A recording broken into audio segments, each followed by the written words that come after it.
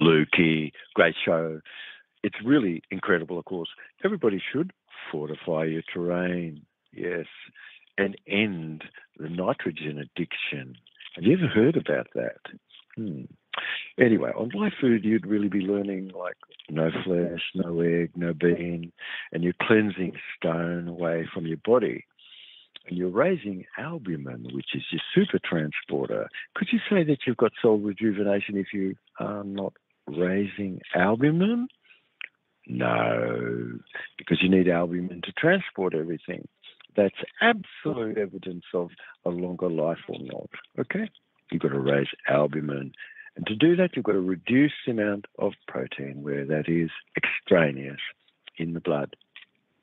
So if you're breathing ever more, like you could imagine the sunlight is, where flexibility is where you are, and job cell rejuvenation is the path, it's really the last signal that's lost ever more between the gut and the mind.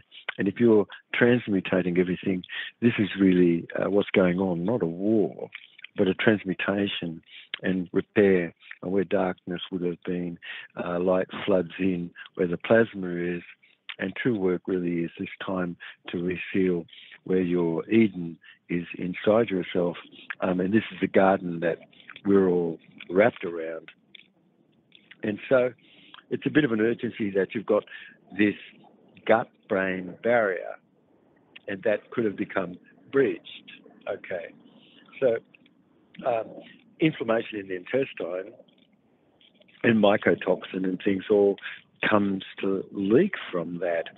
And symptoms of multiple sclerosis is very cognitable. You've got degeneration that's vascular, and hypoxia and hypocapnia and other conditions, you see. So the red blood corpuscle is far more than just a gas transporter. It becomes what's needed at any site where injury or the body is needed of some homeostatic element, and that comes from the double spore aggregating and fusing and differentiating into what's needed where everything is, because the red blood corpuscle is totipotent. The gut isn't really of any seal much. Watch out, because implantable where life colloid is, which you should have, it should really be where, like, this is a reason for me behind producing the almond-aged Gouda. And so what's suffered bad where the poor terrain is and housing of fermentive life colloid, you've got substance that can clean all of this up. And so life colloidal spore, double spore, and bacteria, or could be in the mouth. You have a little bit of Gouda, and within a minute, you've got fresh breath. That's right, because it consumes all of that. It eats it up. So imagine the gut. It's composed of life colloid. It's a matte film. Well-known examples like Staphylococcus aureus and E. coli, Pseudomonas. You've got a life colloid, which all of these are, and bacteria, which all come from a couple of life colloid. One is mucorosmosis, that's engaged more in all vascularized types of life colloid. And then Streptococcus niger, which is involved more in tissue and more structured material of the body.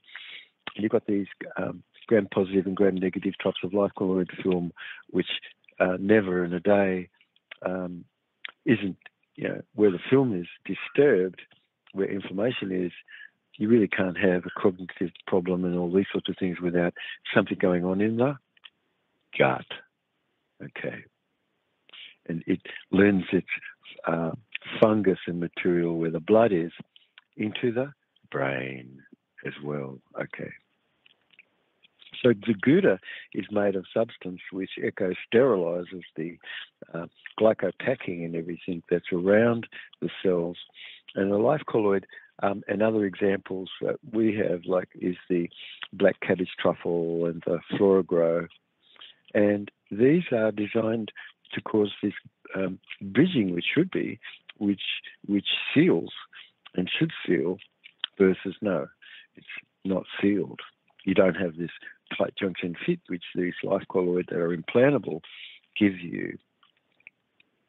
So the life colloid Gouda, where FloraGrow is, and BCT and Life Colloid product really, and Jub Cell Rejuvenation is really the relation of how are you keeping yourself company where like-mindedness is, and while you have this, you've got a direction ever more to move more toward opening up areas which need to have more light, so you could look and see this. Otherwise, the world could just be inside, of course, and laying parched, and you having lacked plasma, because you need plasma and you need your pancreas for that. And you probably need digestive enzyme and things to help where that is, because you've got Life Colloid living in a mutual lived assistance inside. Okay. So somebody could have found themselves running toward Eden inside themselves. How good is that? Garden that you wrapped around. And it's toward the water of life. And only afterward, where the distance is, you could see some desire caught. And then in the last, you ran towards that instead. It's like, uh-oh. But a boasted dream really is your heart, honest, seeing through this veil of colour. And it doesn't carry anything other than what is towards your own self. So Life Colloid, Matt, and in nature, you really are part of in a mutual lived relation. So where you stop excessive protein, and you stop all the flesh in the egg and the bean and the high phosphate and the high methionine and the high glutathione, which is substances which just fuel neoplasm, and you're bringing in fresh produce and prepared and made easy to digest, and the nitrogen that would have been begged for by a parasite doesn't exist. So the cleaner that you are, the more your terrain is cleaned up, the more fortified your terrain is, the more remarkable it is that you have a capacity to be able to improve now, you see. So where you add a little bit of exercise and flexibility and you clean yourself out of the stone and you stop all toxin, you get a bit more light, and you practice eye awareness and whole brain functioning, and these things really improve everybody's life. So keeping in proper glyco covering around the cells that you need to have clean hydrogen, clean sugar, not mixed up with protein and fat and modified all. But it's clear, it's clean, and you don't have debris where your aging clock is. Suddenly, of course, you've got your Life Colloid colony and it's wrapped, and it's an order-producing polymer matrix. This is the glycopacking that surrounds your cells. You don't just find cells by themselves. No, they're in a produced sort of polymer matrix, a polysaccharide. So what does excessive protein do to that? How does that interfere? By adding extra nitrogen, impact your RNA and DNA. You're looking at ferment. You're looking at bacteria, mold, fungus, yeast. Love nitrogen. Eat a little bit more protein. You've got the extra nitrogen. You've got the exact material to grow mold, fungus, and yeast. Stop eating excessive protein. It's just beyond belief. And all the sediment. Did you just have high processed food? Where was the fiber in any of that? So Life Colloid film that's supposed to be made there is, of course, persistent condition where infection would have been instead, and a resistance to EHBT sort of metabolite, which is fungal. That's not anything an antibiotic can touch. It just makes more fungus. And what about disinfecting ever more blood, and how your immune system, if it doesn't have that, it sort of can't handle anything, and it shuts down because it's got excessive immune complexes and can't manage that. So a quanta exists where cavity space is and resonance between T-junction, and this is conducting energy and information across space. You've got superposition and critical timing performed, and Life Colloid, where bacteria community is, you've got cells communicating with each other. And so what happens when flesh and egg and bean excess came in and changed the terrain so they couldn't talk to each other? Quorum sensing couldn't be. Communication based on some conducted signal no longer was able to be. You don't think that's just called old age? Cell rejuvenation really it targets the life colloid film, and it does this through a natural plant compound, pasifrin, and these have an array of various ways they do this, but halogenated phenazine types of molecule compound where the nutraceutical is developed, where jump product is, and it's specific to be able to cross through the blood-brain barrier and get into the nuclei, where you've got a range of biofilm types of eradication, which really needs to be. So natural methods involve using cleansing protocol and ridding the slime and that from the body and the mucus. So it's certain that plant-based compound really found where herb is, like Oregon grapefruit, in the digest aid, fireberry there, and a whole bunch of things where Native American plant is. You've got astragalus and bare root. And then, of course, traditionally you've got clove and eucalyptus and things just like this. And these are all not just the same as live food, where chopped parsley is, or cilantro, and garlic and turmeric and ginger and these sorts of things. Okay. So where excessive protein would have been a mycotoxin, would have been, there wasn't really any live food too much. It was just really being fed in another way. And it was being fed nitrogen, massive amounts of it too, in all the dense, complex carbs, resistant, and protein and fats that people consume. So much of it that you could tune into other podcasts, it sort of really breaks down into xenoestrogen and the glycocalyx and biofilm that's within our body breaks down too, and that breaks down into sulfur smelling in your breath.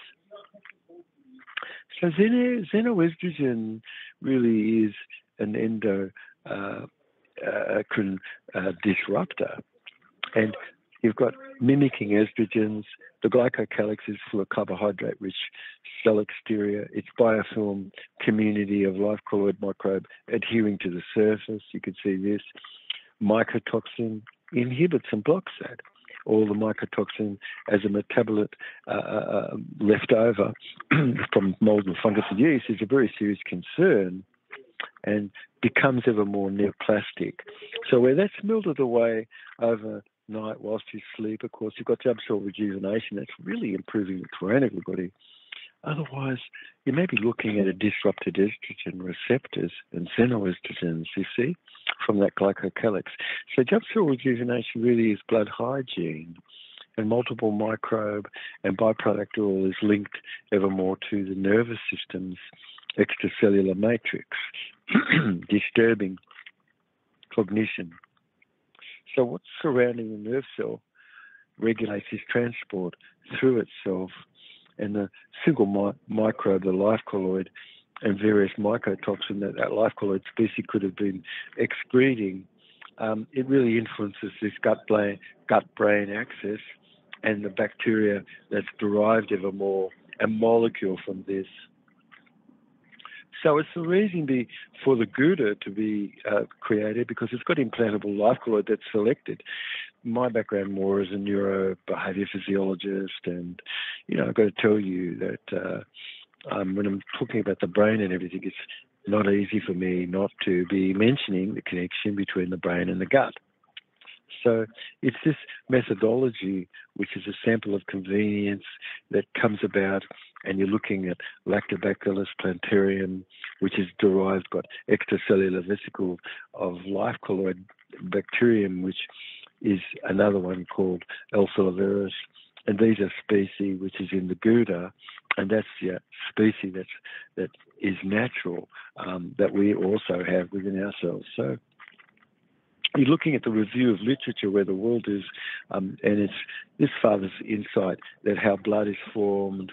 You could look into this, and it's more than just a gas transporter. You've got a massive benefit where you've got clean blood, you've got a clean brain.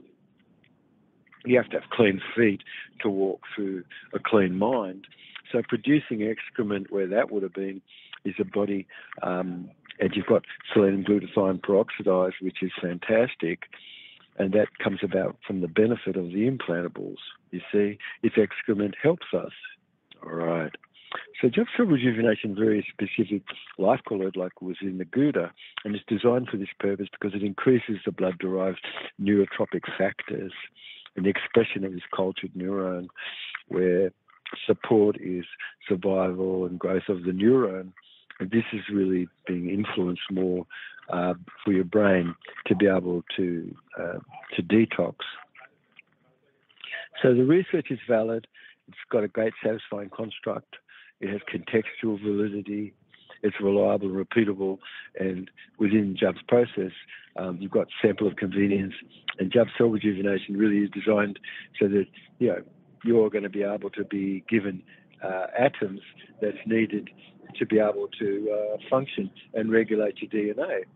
So you've got life colloid like ubiquitin 1, 2, and 3, which is life colloid that help repair DNA that's faulty, and you've got repair DNA where neoplasm is, and resveratrol, and those are things which help repair. So you've got simple fetal endoblastic cells otherwise, which is what neoplasm is in an undifferentiated stage, where the cells kind of switched their energy to aerobic glycolysis and started to ferment protein and fat in the cytoplasm, picking up as much nitrogen excess as it could and producing lactic acid that's plentiful where that is. And all of that ferment has material, and the material is used by this aerobic glycolysis to turn that into more cells. So in the late 70s, Annie Jubb and myself looked at cells, and we could see what turned them on and off, an efficient energy expenditure instead. And so it's how neoplastic condition could have been arrested and how you could turn neoplasm around. And it really is a protein disease, which you could read about more in Secrets of an Alkaline Body. It's a bit more of a Bible to learn more about this. So Jubb cell rejuvenation comes to you more, and it's the background of how vital the terrain is that's surrounding your healthy cells, and it's really offering you a new approach, and one that really would otherwise cost a lot if you didn't.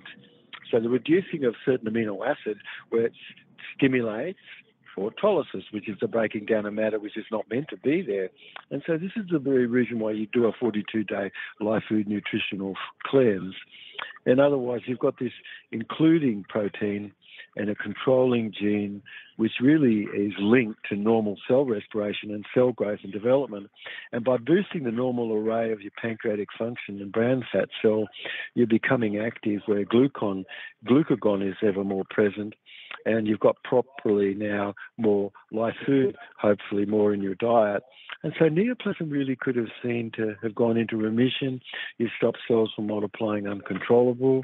You're guiding them back to ever more neoplastic state. And so Jubb cell rejuvenation really begins a whole vital process by reprogramming those stayed normalcy of the cell respiration again. So the whole condition really goes into remission, and you could see the form of neoplasm that's comparative, which with what's doesn't go through this process. And scientists could look at where the work is, and because neoplastic cells carry a memory genetic, it's of the original, an original healthy state, which could have been switched on or off, like what we're just talking about. Aerobic glycolysis was switched on when you were only simple fetal endoblastic cells, and then once you reached a certain pressure, that was switched off, and oxidative metabolism was switched on. So, neoplasm is an arrested embryological developmental stage of an organism, basically. So you've got similar strategies where you're looking at leukemia, which is a pretty easy one to actually help clear up because that's just debris in the blood, okay? So neoplastic condition where it's encouraged to mature it just goes on to be more harmless types of cells that no longer can divide and does, no longer there is any process of aggregation, fusion, and differentiation. So the research really is in a stage where you could look at this. It's incredible, and you really are developing better ideas about your gene approach to neoplasm and those sorts of things in the future. So live food diet, really, a job cell rejuvenation is ridding stone from the body and improving your pancreatic function. What happens if you don't do that? Well, you just don't. It's like, that's right, you've still got the stone. So a day that's spent over 42 days is really worth looking back over. It's a game changer in the strategy that you have to help clear away neoplasm and to help assist yourself clear up other disease. So job cell rejuvenation is really live food daily over 42 days, and that's going to be promising you to have a spark, powerful, changing. So it's promoting a clearing away of neoplastic condition and a remission of other symptoms, and giving you cell apoptosis at a genetic level to clear away what doesn't work.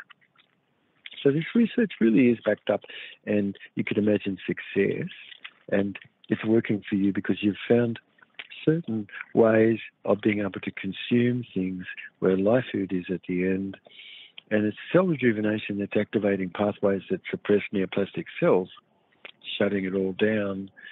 And so the life colloid that's left is a fuel, otherwise, which would have been perhaps slow or a fast neoplastic growth, otherwise spread.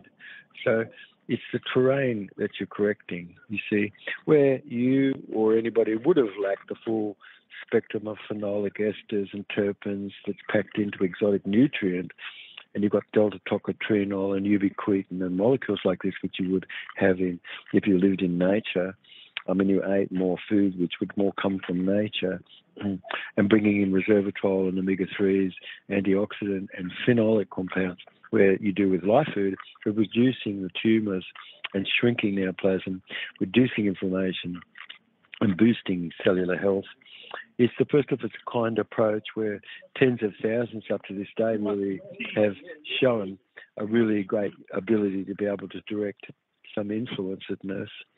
So the transmutation of a rewiring of your gene and RNA activity, it really isn't a gimmick nor a fad. It's really a time-worn condition, not a hype, and over only having science, of course. So it's a cell rejuvenation where you're focused on the life colloid and glycofilm and eco-sterilizing this glycofilm. It's packed with nutrient. It's intended to help clear away neoplasm because it brings back your blood-borne inhibitors. How about looking into the honey and lemon idea? Very beneficial, methylation and hydrolysis. So what happens if you do this? You suddenly have got nutrient that comes fresh, pressed, like hazelnut, macadamia. It's got amylase, it's got protease, it's got lipase, the enzymes for doing work in the body. So those enzymes really typically are missing in dead food, and lipase tends to be fats where that's needed, and it gets brought into places where the brain is especially, but it's coagulated. It really doesn't have proper enzymatic activity. And how about a handful of pecan, hazel, acorn, or something like that? This tremendous, you see? So live food really is a cell rejuvenation and a deep memory where you've got a recapitulative past, and to changing that around to be what should be where this is, a massive impact is keeping you on live food, and you can clear away all the non-ecological life colloid that's dining no more inside you, and you've got room more, and you've not got those, life colloid excreting into your body. So many beloved eating flesh, relentless, is a habit, and that's really a large percentage where parasite that's not broken down properly, called toxoplasmosis. And it's really easy to see how that parasite can have just matured and gone through its colloidal life cycle. And so you're looking at a parasite that could crawl through your brain. It's pleomorphic. It's got different stages of development and feeding that by habit of eating flesh. So it's no question that symptoms where you could be harboured of cysts that can come out where the body is, and it's caused a parasitical sort of Toxoplasma gondii, which, it's estimated that maybe 30% of the beloved of this on the earth. So if you're looking at blood under the microscope, then you could see pinched blood, you can see mold, fungus, and yeast. You've got, a real order where the symptoms are of fever and swollen lymph node. You feel muscle ache, headache sometimes, fatigue, eye inflammation even. So you're looking at the blood, you could see a far bigger picture. An approach to healing, otherwise weeks to months, could have initiated cyst formation. Parasites are hiding out, and the liver, for instance, where parasite can be, it's not going to leave the body to remain properly. And considering that flesh is not worth eating, of course, and primary way that ingestedness is a parasite, the parasite starts to control people, and then it's an inactive, dormant state within cyst. It reactivates after the immune system could have been weakened. And it's just like mold, fungus, and yeast. It's in the brain because you've got stones in the pancreas. Because why don't you just flush those things out? So it's like having cats and dogs in the wrong spot, or being all connected up where this is. And omnivores, they eat vegetable and plant-based as well as carnivore. So an omnivore is both. And that's what a cat is and a dog. But what happens when it just has flesh? Unwitting. You don't think that if the dog and animals are tucking into that, they don't have these mold, fungus, and yeast and parasitic types of conditions within themselves. Fecal matter that they doesn't come out much, degrades, and you've got consumed contaminated element where feces of infected animals are, and the spore and fecal matter not degraded, contaminated on flesh food. And you've got a mother-to-child transmission during pregnancy and things. And so it's definitive that the Toxoplasma gondii, you're given where flesh is and can break down into that. Otherwise, a cat as an omnivore really isn't a carnivore. And cats are supposed to have plant-based food, and not knowing that, what's going to go on where that cat's only been given flesh, a dog. So you can see its interior and exterior and nothing enzymatic much where that dead food was for that animal. And domesticated animals die the slow, painful death of domesticated beloved. So it becomes infected more, and a loss of temperature for the animals and stuff can cause them to have a flu and die of all of these conditions of mold, fungus, and yeast. So the parasite undergoes sexual and asexual reproduction, and its immediate sort of host, and the infective stages are seen where the parasite can get into space, and where people can have accidents on the road, and parasites can be impacting their cognition. Yes. So looking ever more at the blood under the microscope, what was the reason why three infective stages like toxoplasmosis and sporocytes and oocysts are there where the feces is, and tachycytes, which are multiple formed and acute infective, bradiocytes, which is very slow multiplying form that cause cysts, where chronic infection can be. So there's different stages of transition where the parasite cycle is, and it's an intermediate host where our species is and other animals. So the parasite really wants you to end your life, really, and it's a loss of fear to anything that's a predator. Its most known and profound effect, of course, and risky and anxiety-ridden choice that you make, and serious risk-taking, infectedness can cause people to become more reckless, and slow, and fat, and less anxious, sort of. But behavioural changes where personality is, you can really see how an infected animal could clearly be noted to be shown of diminished responses like we talked about. And so, for instance, monetary reward that you'd be given for somebody who's infected is sort of not anything that they could even care about, you see. So the risk is sure, and mental health where that disorder is, and latent toxoplasmosis, it causes a repressed dissociatedness and suicidal behaviour and anxiety and obsessive compulsive disorders. And so cognitive impairment studies really can show how reduced cognitive function is and slower reactive times are where older adults are. And so ordinarily, isn't it something which you're looking at in an infected mammal? And in studies that show this, they've got a greater risk-taking behaviour, and it's a toxoplasmic sort of zombie parasite. So, you're avoiding all of that by moving more toward live food and bringing live food in and learning about what this is, and cell rejuvenation, you see. Otherwise, you've got things, wouldn't you know it, like a nightmare, influencing your decision-making ability. And so rage disorder, evidence of personality sorts of split and lacked inhibition, and people feeling like they'll harm themselves and harm others as well. It's like a cost-damaged, automatic, unstoppable sort of parasite that could have been taken over where the body is. Can you look at things a little bit more like this? I think you should. For me, I looked at a lot of all the abiotic substances that came to me very interesting. And a very young boy growing up in the wilderness, I saw all the cysts and things where livers were and stuff, and the curiosity about the subject of it all.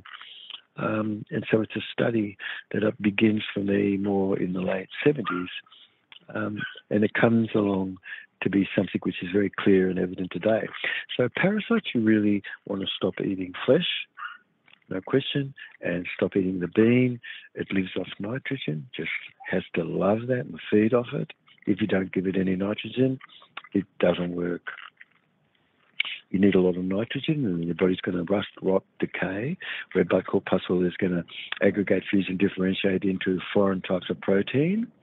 And you're going to have sclerotin, chitin, and reslin. That's 3 types of protein which we don't have any enzymes in our body to be able to break down. And that's what they build their little shells out of. So it's similar protein that's formed in neoplasm, and it's life colloid that it's switched over to aerobic glycolysis like we talked about, and no longer using oxidative metabolism. And when you turn this back, it's discovered, of course, that solidly there's a science that's seen. So it's really for you a greater focus. You've got a higher microvoltage, which is needed, a higher microvoltage. And so parasite can be zapped more, and it is by phagocytic cells and things which have got proper element. So if you know that intracellular parasitical types of conditions where it is, where the living blood is, and definitively more you're looking to see that this condition is or not, Toxoplasma gondii really loves a needed source of nitrogen and sugar. It can't do anything with it much, okay? Heavy flesh, love it. Heavy fat, love it. And it's sources of nitrogen that are otherwise robbed from your body because it just needs a supply of nitrogen, you see. So protein is very absolutely scavenged where the host is, and you've got an essential life colloidal double spore that aggregates, fuses, and differentiates, and it's only ever be focused on its own demise, not yours or mine. If the terrain is no longer kept. And so you need to have eaten live food rather than fresh, otherwise you've got a good chance of all of that neoplastic condition and mold, fungus and yeast having been in the body. So if the host's immune response, behaviour-wise, changes, and it's, or otherwise no, it's a non-stop relentlessness, and what counteracts that is the immune system is these parasites that produce nitrogen and intermediaries like nitric oxide that inhibits the immune system from kind of even getting close to them. So the parasite really is interested more in the amino acid arginine. We're going to get that from lots of heavy protein. So it's essential. It's essential for the parasite. And it's an amino acid that sets parasite scavenging activity to start to sniff that out, cause your hand to reach out for a can of beans, cause your eyes to settle on something that's dead on the board. So it's a key source of nitrogen that these parasites are looking for, and it's that amino acid that's in the deli meat and feeding, how about cats and dogs only flesh? It's really a consciousness of Toxoplasma life colloid growth. And a long time ago it was noted where this research is that there's a validity of the identified specific parasite transport instance, you see. So you've got metabolite like API-AT1 and API-AT6-1 and all of these things for arginine. And so it's like, it requires arginine, and you have to have a lot of heavy protein to make those. So it's eating sources of rich arginine that are laid out of the parasite, and it just loves to absorb the nitrogen that you're feeding it. And it's a slow stress of your body workout and more arginine for its own self. The amino acid scavenging condition is a source of nitrogen. Amino acid arginine, you must eat, you see, flesh. It's the parasite's command. And where did it come from? It wants to command that. And so they have mitochondria that could function where amino acid glutamine is in excess. You've got an important nutrient that's metabolized by parasite instead. Loves it, wants it. It's lytic sort of cycle and proliferation. So the slight rotting amino acid and clothing could all have a bit of an odor, smell as a home does, an environment of a flesh eater's habitat, usually ammonia and ammonia acid excess, and a choking, kind of an acrid, musty smell always is coming from the breath. And women and men react a little differently, of course, because women have a bit more estrogen. They kind of, where these parasites are, they can tend to be far more open and have no discretion and be very warm, welcoming and things just like that. Yet where the men are, they could become ever more polarized and displayed sort of behavior. So nitric oxide production not being broken down properly, where the host defense production of reactive nitrogen is, and in particular nitric oxide, you're looking at this noticed enzyme-inducible nitric oxide synthesis, and Toxoplasma just loves that, loves it, loves to hide out, and it can use this system to hide out. So whilst the body rusts and rots and decays and putrefies where the intestine is, and the throat and the pancreas quickly just ferment, if you lost your life, bam, you've got fermentation right in these areas straight away. So the meninges of the brain, also the nerve of the body, the nerve myelin sheathing is really made up out of fat, and it's rancid. Why? Because you've just eaten a lot of omega-3 and omega-6, like rancid fat. That's all you've consumed, please. Don't tell me that fat's not going to be rancid in your body. And it's in the microplasma, it's a cell wall deficient state in the life colloid before it aggregates, fuses, and differentiates into an advanced life colloid called a Bogotophoria borrelii, which can crawl through your brain. So the life colloid bacteria that's found in your blood, crawling through the tissue and outer membrane, and it's a point where without a cell membrane, bacteria exists. So is an antibody going to touch that? No, it doesn't. Gee, is bacteria the problem? Not really. It's mold, fungus, and yeast that is. Okay. So an antibiotic isn't going to really touch that, is it? Mycoplasma form, that could reverse differentiate when the coast is clear, and because it's just cell wall deficient in that state, it's very defiant, and it can just emerge any time otherwise later on. And did you really do anything about that? No. So the rancid fat around the myelin sheathing around your nerve cell, and it's supposed to have a semiconductive effect. It's long time something has travelled along this to get a readiness potential before some action potential is sent. So the fats, where that's made out of rancid fat, don't tell me that's not going to quick smart break down. It sure does.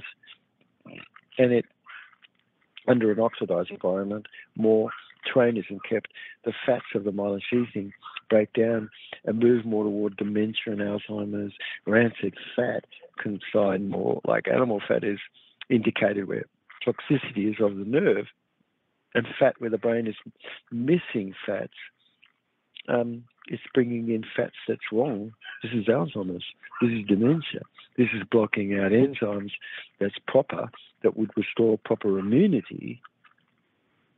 And so it's upended, of course, over decades, where Alzheimer's has been looked at and revealing excessive fat store where the brain immune cells are, an active drive where neurodegeneration is. And so immunity shows that microglia, which is a key immune defense, become overloaded where fat is and exposed to toxic amyloid beta plaque, and you've got impaired ability to clear away those. So it's detox. Have you ever heard that? No. Well, not the hospital, maybe. Have you ever heard get proper nutrition? No. Haven't heard that either. It's like, oh my God. Okay, these are the two things you need to focus on. Many have a dead food diet, move toward live food. Otherwise, for sure, an enzyme called DGAT2, like I could think of.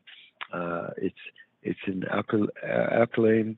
It's when this DGA2 fails to degrade properly, which it can't, where you've got no proper lipase and fats are not working. So it really is enzymatic deficiency and a lost leader potential, and the microalgae can then store fat, and they use that as energy, and they're silencing more brain's natural defense mechanism, and it anesthetizes nerve.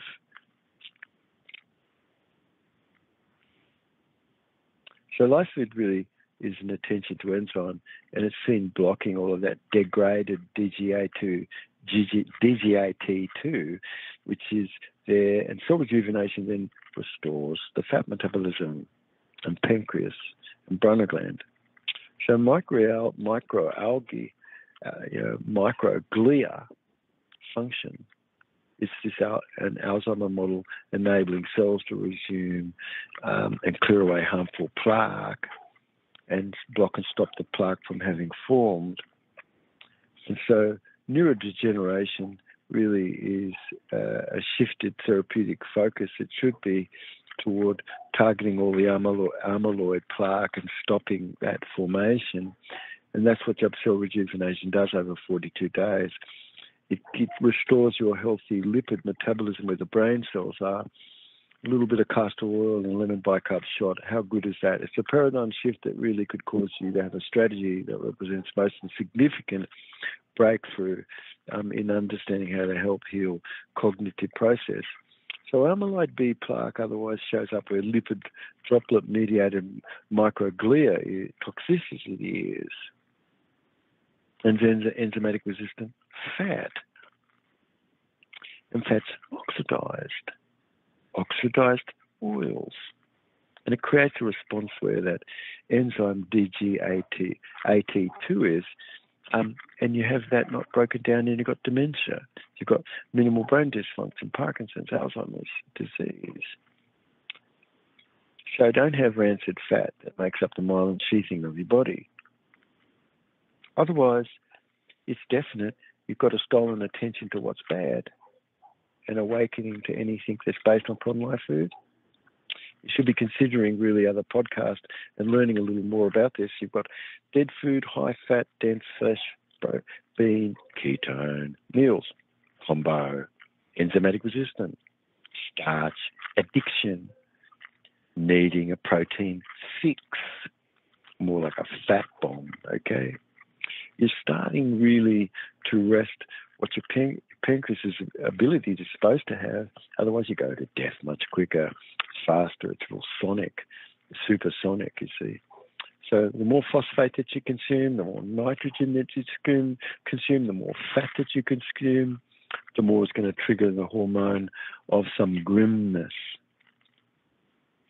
So dead food combo shuts the stomach down in the pancreas. And that's the attention to these ingredients called fatty acid and glycerol. That's released eventually into the small intestine. How bad is that? You can't really consume food like that because it's going to be not acted upon properly. You've got chylomicron of lipid vesicle that before that's emptied into the small intestine, you can start to see that in the blood after the meal. And it's in the lymphatics and enzymatic where any deficiency could be, it settles in.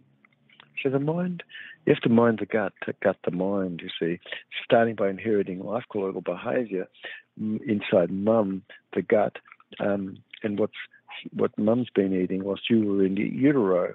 When your dad and your mum's inheritedness with chromosome is, you've got mitochondria, and you eat, and it shapes the brain, and it shapes how you're born and your nativity. Okay, so maps are there, and your mother's gut life colloid and body mitochondria, and life colloid gets seeded where the body is certain and has an influence over what brain and nerve development that you have.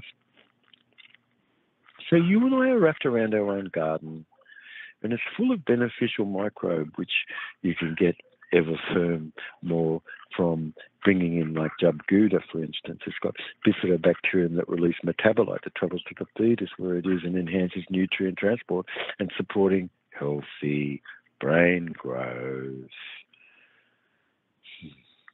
So cell rejuvenation observes, like you've got these bifidobacterium life colloid, which show improved nutrient delivery to your brain. You've got all this function of the life colloid organelle and appearing to send molecular signal and shaping nerve and brain region responsible for mild elevated conditions of, whole brain patterning versus stress. Okay, so you have stress reduction otherwise, you see. And cell rejuvenation, a really specific beneficial life colloid, which optimizes your brain development, and that continues ever more, is something that really is observed. So if you haven't heard about Jub Cell Rejuvenation's message and the focus on fatty acid deposit in the pancreas and gallbladder and stone in the sinusoid of the liver, and the stones are made out of calcium carbonate, calcium phosphate, and all saturated more, sticking to itself as cholesterol. So over time, you see bigger picture. You've chosen to get these stones flushed out, and over 42-day cleansing is possible.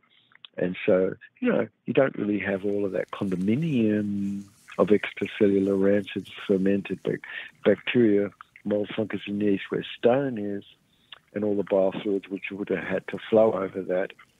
So it's really your antibiotic and the solvent of challenge and magneton made, and avoiding where the caustics is of mycotoxin. Mycotoxin is an excrement, and you're having your blood-borne inhibitors. It's blocking the expression of double spore, having aggregate fusion differentiated into something which is fermentive. And so you've got a co-resistance of gene where heavy metal and antibiotic could have been given where that was, and a mobile genetic element as plasmids, and a cross-resistance of all kinds of single gene can sometimes provide resistance to both the heavy metals and the paired antibiotic, you see. So a lot of things is going on and mistakes are being made. But, get rid of heavy metal. What's the reason to have all of that? What's the reason to have antibiotic? Because it's just made with all that solvent. And so it's your own gut flora which is the answer, all right? It's your own gut flora and life colloid which taken over some months helps restore the diversity like it's supposed to. Otherwise, where are you going to get a tension of enzyme? Isn't that from life colloid you have in your intestine? Yes, it is. What about acetylcholinesterase? That's a substance that helps clear up neurotransmitters and things, and helps connect your brain and your body together. And many report aesthetic, otherwise anesthetic, like sort of sensation, where somebody would have toxified the Krauss corpuscle. The Krauss corpuscle are neuron responsible for sensing vibration, like sexual touch, and that sort of function. But it can't function if you've got anesthetic material there, where erogenous sensation would be that comes to be more anesthetized. It's a receptivity where solvents have been there and toxin and mycotoxin, and that's not a normal function. So erogenous function, just to give you an example, small here, you've got mycotoxin that has a sedative types of molecule, and it settles into where these receptors are in these cells and causes them to have a loss of sensitivity. And so acetylcholine is a muscular neurotransmitter. It's the one that we need. And what would happen where that comes to be short supply? So it's certain that fats and conductivity could be not kept, parts of hydrogen not kept. And so you're looking at frequencies that usually should be around 40 to 80 hertz. And what happens when that gets interfered with, you see? So that's the range of vibration, more or less, that's used where sensual pleasure devices are and what have you. So it's known that neurotoxin could naturally be occurring where life colloid is, and Clostridium botulism, that's a good one. Of course, everybody knows that's going to deaden your nerve functioning. Synthetic bacteria found where the blood is also corresponds to a loss of libido. So Jeb cell rejuvenation really is bringing life food in, is bringing more a focus of nutrient that's needed, and neurotransmitter. And you've got elements which should be there, and if you've got an elevated condition, you could have some of this. But do you have enough? And is it just right to help clear this up, or no? You've got a problem because, having some substance that's elevated to help your circumstance to manage isn't you learning that food stuff that you consume should probably be not brought in.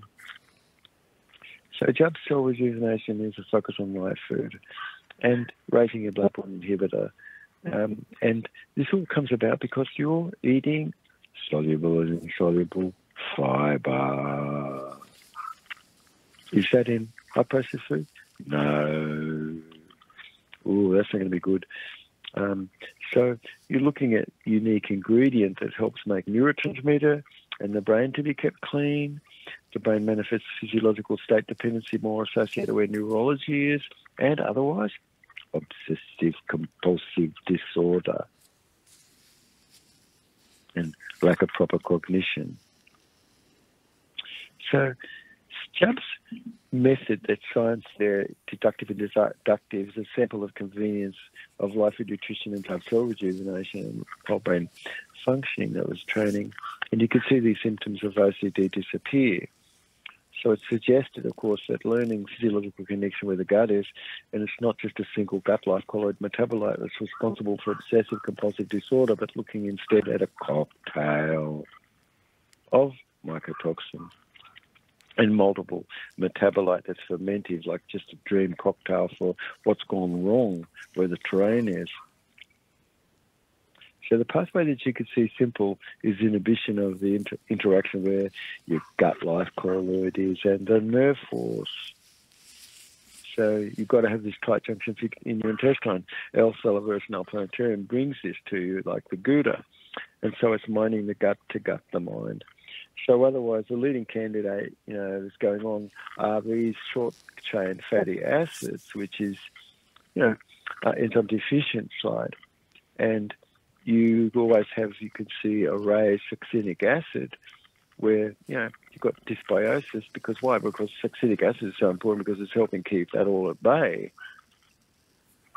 And neurotransmitter like serotonin and glutamate, how are they made, and are they in excess? Where glutamate is butyrate deficiency, that's a substance that's made from fibre in your intestine. So specifically, deficiency of butyrate is linked to compromised intestinal barrier function, impaired, tight junction fit. And so otherwise, microglia, homeostasis, where you've got models of this, have potential contributedness of neuroinflammatory types of condition, which you see always in obsessive compulsive disorder, you see. So succinic acid is supposed to be in the blood as a blood-brain inhibitor, and it blocks mold, fungus, and yeast from the red blood corpuscle from breaking down into that. Otherwise, a lot of occupational obsessive compulsive disorder sort of is. So it's a very needed balance where disability of life colloid is. Otherwise, you've got an aggregated fusing and differentiation of spore into bacteria. So dead food, everything is cooked, dead, high processed. It has no zeta potential. It's not a pretty picture. It's got no aromatic amino acid in the diet, especially phenylalanine, tryptophan, and tyrosine, and these sorts of things. Life colloid produce dopamine, serotonin in the gut. Lactobacillus and bifidobacterium also produce this. Serotonin is produced in the gut, and life colloid terrain altering is disrupting this process. Ever heard about this before? It's very important. So nobody could say that excessive nitrogen doesn't trigger candida, which it does. It has an excrement found in the brain of tissue of everyone who has some sort of cognitive impairment. Bruh. Yeah. So I guess it sort of wraps us up, I guess, Lukey. Great program. The subject's really been about how beloved have a gut-brain barrier, and that could have been breached. Good. I mean, not. Okay. But good that you know. Good. Where the inner terrain could be more sealed. How good is that? You've got a river otherwise between the belly and the brain, and it should be clean, not murky. You've got red blood corpuscle. That is way beyond just being a noble gas bearer. And it could have become confused in its duty? Yeah.